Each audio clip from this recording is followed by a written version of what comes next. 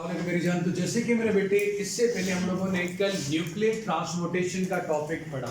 हम लोगों ने ये बात पढ़ी कि रेडिएशन एमिट होती है alpha beta gamma unstable nuclei से।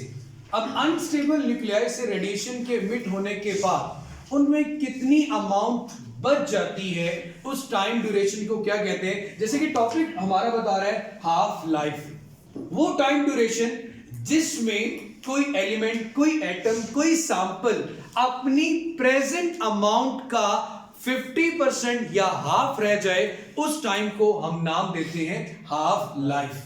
अब जैसे जैसे कि आप अपनी एज की बात करो, जैसे जैसे आपकी एज बढ़ती जाएगी आपका लाइफ टाइम कम होता जाएगा। इसी तरह यहां से जितने नंबर ऑफ एलिमेंट्स या जितने नंबर ऑफ एटम डिके होते जाएंगे, उसकी लाइफ तो बढ़ती जा रही है, लेकिन लाइफ टाइम क्या होता जाएगा, कम होता जाएगा। तो मेरे बेटे, हाफ लाइफ में सबसे इंपॉर्टेंट लाइन जो समझने वाली होती है कि हम हर हाफ लाइफ में जब हाफ लाइफ का वर्ड बोलेंगे तो प्रेजेंट अमाउंट का हाफ होना। मतलब फर्स्ट हाफ लाइफ के बाद अगर 100 है तो 50 रह जाएगा। सेकेंड हाफ लाइफ में 50 का हाफ करना है तो वो क्या होगा, 25। थर्ड हाफ लाइफ में 25 का हाफ करना है। तो जिस हाफ लाइफ की बात की जा रही होगी तो वहां से आपने क्या करना होगा, प्रेजेंट अमाउंट का हाफ करना। तो सबसे पहले डेफिनेशन है time during which half of the radio active nuclei decay. Time during which, वो टाइम जिसके दौरान half of radio active nuclei decay. अब लफ्ज रेडियो एक्टिव क्यों यूज किया गया है, वो एलिमेंट्स जो रेडिएशंस एमिट कर रहे हैं, they are called radioactive elements. वही डिके होंगे, वही अनस्टेबल होंगे, उन्होंने डिके होना है, उन्होंने खत्म होना है। कितना डिके होना ना मेरा बेटा, हाफ। अब मेरे बच्चे, अगर according to the second year देखा जाए तो आपने डिके कांस्टेंट फैक्टर वगैरह भी प्रूफ करना होता है। तो हम यहां पे सिर्फ एक मैथमेटिकल फार्मूला प्रूफ करेंगे और उसके मुताबिक सारी चीजें कैलकुलेट करेंगे। ये है n is equal to n not divided by 2, और 2 की पावर मेरा बेटा हम n लेंगे। ये हमारा अभी के लेक्चर में गोल होगा, ये हमें साबित करना है। What is the meaning of n, what is the meaning of NO। ये मेरा बेटा कितना सैंपल या कितना वो मौजूद बाकी रह गया है, और ये था original quantity of that matter, original quantity of that element, original quantity of that substance. तो ये आपके पास है number of original atoms, number of original atoms, ये ओरिजिनलिटी है।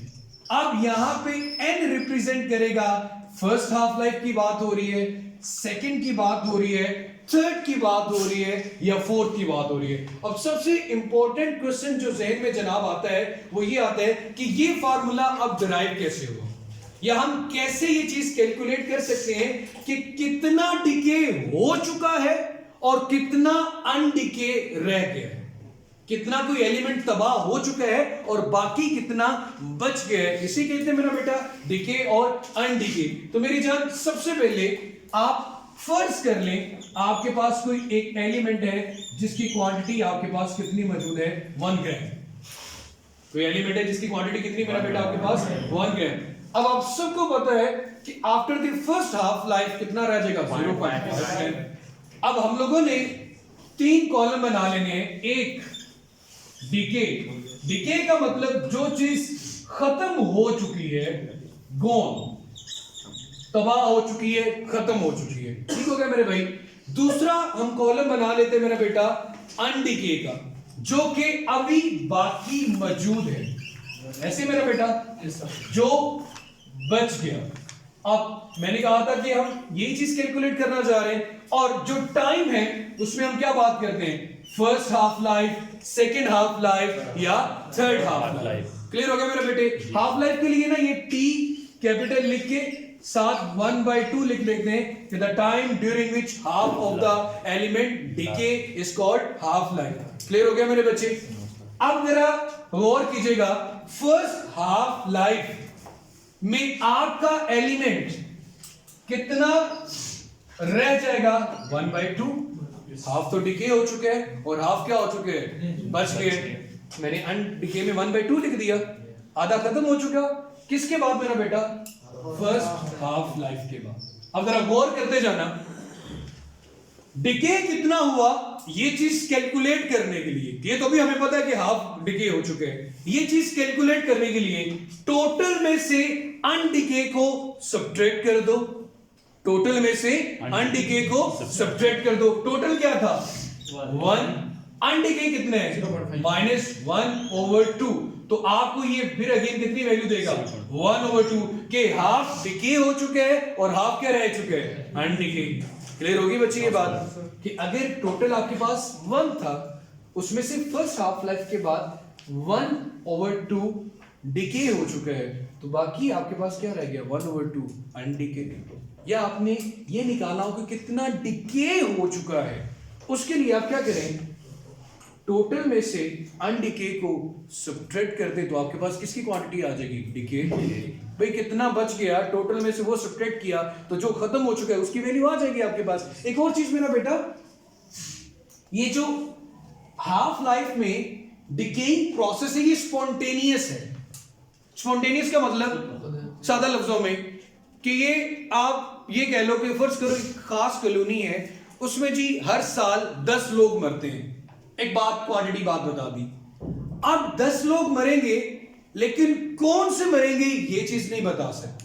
इसमें से एलिमेंट डिके हो रहा है लेकिन कौन कौन सा स्पेसिफिक हो रहा है ये नहीं बता सकते, इसलिए इस प्रोसेस को क्या कहते हैं, स्पॉन्टेनियस प्रोसेस।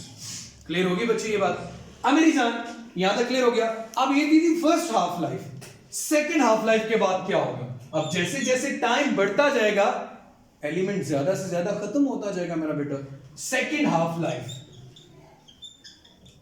अगर मैं इसको मैथमेटिकल फॉर्म में लिखता 1, first half life t 1/2, second की बात करता तो क्या आता 2t 1/2। ये किसको रिप्रेजेंट करता है, हाफ लाइफ को। ये किसको रिप्रेजेंट करता है, नंबर ऑफ लाइफ को, कि किस लाइफ की आप बात कर रहे हैं। अब यहां पे मेरे बच्चे में बताएं, सेकेंड हाफ लाइफ में मैंने ये कहा था कि आपने प्रेजेंट अमाउंट का हाफ करना है। अब जो प्रेजेंट अमाउंट क्या है 1/2, 1/2 का मजीद हाफ करोगे तो क्या आएगा 1/4। लो जी, बहुत टैलेंटेड लोग हैं माशाल्लाह मेरे बच्चे। 1/2 को मजीद हाफ करने के लिए मजीद 2 पे डिवाइड करोगे। किसी भी चीज को हाफ करना तो भाईजान किस पे डिवाइड करते हैं, 2 पे। तो कितना आ गया सर 1/4। जैसे मैंने देखा ना 1/2 कहता है। क्लियर हो गया मेरा बेटा, ये अनडिके आ गया, ठीक है। अब डिके कितना हुआ ये चीज कैलकुलेट करने के लिए, ये चीज कैलकुलेट करने के लिए टोटल में से अनडिके को क्या करते हैं, सब्ट्रैक्ट 1 - 1/4। तो भाईजान आपके पास इसकी वैल्यू आएगी 3/4। कितनी आएगी 3/4। क्लियर हो गया मेरे बच्चे, ये चलिए बड़ी मेहरबानी। अब थर्ड हाफ लाइफ में बात करें। थर्ड हाफ लाइफ में अगेन प्रेजेंट अमाउंट का हाफ करना है, तो 1/4 का हाफ करेंगे तो क्या आएगा 1/8। अब डिके एलिमेंट निकालने के लिए कि कितना डिके हो चुका है, टोटल में से 1/8 को सब्ट्रैक्ट करते हैं तो 7/8। अब बड़ी सादा सा लफ्ज कि हमें ये चीज मालूम करने के लिए कि यार ये हमारी जो फ्रैक्शन है वो सही भी आ रही है नहीं, इन दोनों को ऐड करने से दोबारा फिर टोटल बन जाना चाहिए। 1 में 1/2 ऐड करो तो 1 बनेगा, यस सर, ठीक है। 1 में 1/4 ऐड करो तो फिर भी 1 करेगा। 1 में 1/8 ऐड करो तब भी क्या बनेगा 1 बनेगा। कि फार्मूला गलत तो नहीं लिख रहे हम, बिल्कुल ठीक आ रहा है मेरा बेटा। हर हाफ लाइफ के बाद कितना अनडिके हो गया, कितना डिके हो गया, ये सारी चीजें आ चुकी हैं, ठीक है। अब इतना अनडिके है मतलब इतनी क्वांटिटी अभी मौजूद है, मजीद 2 में डिवाइड करूंगा तो कितना आएगा 1/16। वो क्या होगी fourth half life. Fifth half life में क्या आएगा 1/32। तो यहां तक क्लियर हो गया मेरे भाई। अब हमने यहां से फॉर्मूला बनाना है। क्या ये 1 है जो ये रिप्रेजेंट कर रहे हैं ओरिजिनल नंबर ऑफ एटम्स को। इसको मैं लिख सकता हूं n/2, इसको लिख सकता हूं ना n0/2 लिखा जा सकता है। इसको लिखा जा सकता है n0 over 2 और 2 की power 2। Yes sir. Yes sir. इसको लिख सकते हैं n नॉट over 2 और 2 की पावर 3। Yes sir. क्लियर हो गया मेरे बच्चे? Yes sir. अब क्या इस कैलकुलेशन से नंबर ऑफ अनडिकेड एलिमेंट का ये फॉर्मूला नहीं बन सकता? n is equal to n nought over 2 की पावर n। And yes. कोई भी नंबर. बन गया फॉर्मूला मेरा? Yes sir. क्लियर हो गया? Yes, sir. ये फॉर्मूला कैसे बना? आपकी बुक के अकॉर्डिंग ये आ गया। अब एक एग्जांपल करते हैं, कोई भी एग्जांपल। अब मेरे बच्चे डिकेड सैंपल का भी तो आप फॉर्मूला बना सकते हैं ना। डिकेड सैंपल में हर एक में 1 1 आ रहा है, हर एक में 1 1 आ रहा है ना, मतलब ये n नॉट है, n नॉट माइनस 1 ओवर 2। यहां पे क्या आ रहा है? n not minus 1 over 4। यहां पे क्या आ रहा है? n not minus 1 over 8। अगर आप ये करो, इन सब में से n नॉट को कॉमन ले लो, देखो ये भी n नॉट है, ये भी n नॉट है। कोई एक फॉर्मूला लिखता हूं, n not minus n not divided by 2, ये फॉर्मूला है। इनमें से n नॉट कॉमन ले लो। उस्मान साहब जरा गौर कीजिएगा मेरा बेटा, ये क्या बनेगा? 1 माइनस 1 ओवर 2। ठीक हो गया? ये किसके लिए? डिकेड सैंपल के लिए। वो इक्वेशन किसके लिए थी? अनडिकेड के लिए। अब ये देखिए मेरा बेटा, सेकेंड हाफ लाइफ में अगर आप डिकेड सैंपल कैलकुलेट करना चाहते हैं, n नॉट अपनी जगह पे रहेगा, ये क्या आएगा? 1 माइनस 1 ओवर 4। yes, तो क्या मैं इसको लिख सकता हूं 2 की पावर 2? Yes sir. इसको लिखा जा सकता है 1 माइनस 1 ओवर 2 की पावर 3। तो अगर इसका जनरल फॉर्मूला लिखना हो तो आप क्या लिखेंगे? N naught. n not into 1 minus 1 over 2 की power n। And yes sir. Clear हो गया मेरे Yes, बच्चे? Yes sir. मजा आया या नहीं आया? Yes sir. अभी और मजा देता हूं आपको। आपके पास कोई एक एलिमेंट है, जैसे कोई भी एलिमेंट मैं कहता हूं, कोई आयोडीन है, मैं कहता हूं उसकी जो हाफ लाइफ है, जैसे कि आपकी बुक में इससे रेलेवेंट न्यूमेरिकल आएंगे, उसकी हाफ लाइफ है 8 दिन। कितनी है मेरा बेटा? 8 डेज। और उसका जो ओरिजिनल सैंपल एटम है वो आपके पास है जी 20 मिलीग्राम। कितनी क्वांटिटी मौजूद है उसकी? 20 मिलीग्राम। और उसकी हाफ लाइफ कितनी है? 8 डेज। मतलब कि 8 डेज गुजरने के बाद कितना रह जाएगा? 10 mg। 8 डेज गुजरने के बाद कितना रह जाएगा? 10 mg। अपनी क्वांटिटी प्रेजेंट अमाउंट का क्या हो जाएगा? हाफ हो जाएगा। ओके। इसके अलावा उन्होंने बताया कि लेकिन जो टोटल टाइम अब गुजर चुका है ना, वो 48 डेज है। कितना टाइम गुजर चुका है? 48 डेज। हम ये कह रहे थे कि 8 दिन गुजरने के बाद तो वो कितना रह जाएगा? 10 mg। लेकिन वो बता रहा है कि कितना टाइम गुजर चुका है? 48 डेज। कितना टाइम गुजर चुका है? 48। हाफ लाइफ से भी कितना ज्यादा टाइम गुजर गया है। ठीक है? अब वो आपको ये बताता है कि जनाब बताएं कितने नंबर ऑफ अनडिकेड एलिमेंट्स रह गए हैं। ठीक है मेरा बेटा? आपकी बुक में, आपके सिलेबस में यही न्यूमेरिकल आएंगे, इसी से रेलेवेंट। यहां पे जरा सॉल्व करता हूं। सबसे पहले तो आपने ये चीज कैलकुलेट करनी है कि कितनी हाफ लाइफ गुजर चुकी है। कितनी हाफ लाइफ गुजर चुकी है? तो आपने क्या करना है?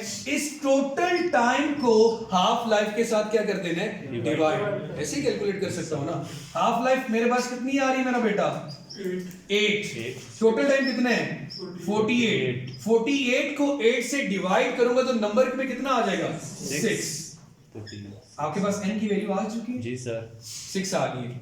फॉर्मूला जरा गौर करिए। फॉर्मूला आपको क्या कहता है? n is equal to n not divided by 2 की पावर n। n नॉट कितने है?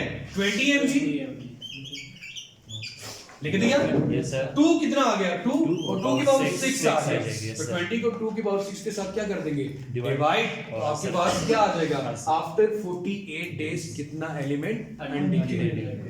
क्लियर हो गया मेरे जान? Yes sir. अगर आपको ये पूछे कि यार आफ्टर 1 ओवर 32, तो आपको पता होना चाहिए ये कौन सी हाफ लाइफ की बात की जा रही है।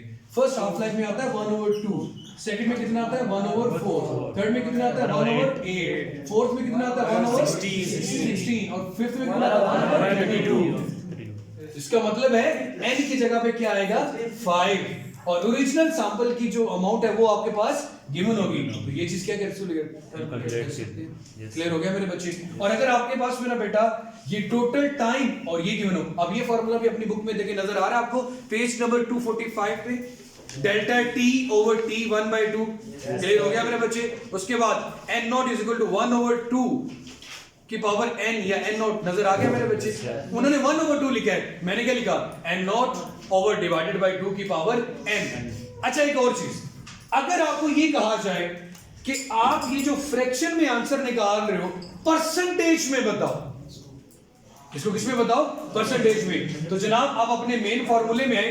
मेन फार्मूला आपका क्या है, n ओवर n नॉट अगर मैं लिखूं, अमाउंट जो कि डिकेड है उसको ओरिजिनल के साथ आपने डिवाइड किया तो आंसर आ रहा है 1/2 की पावर n।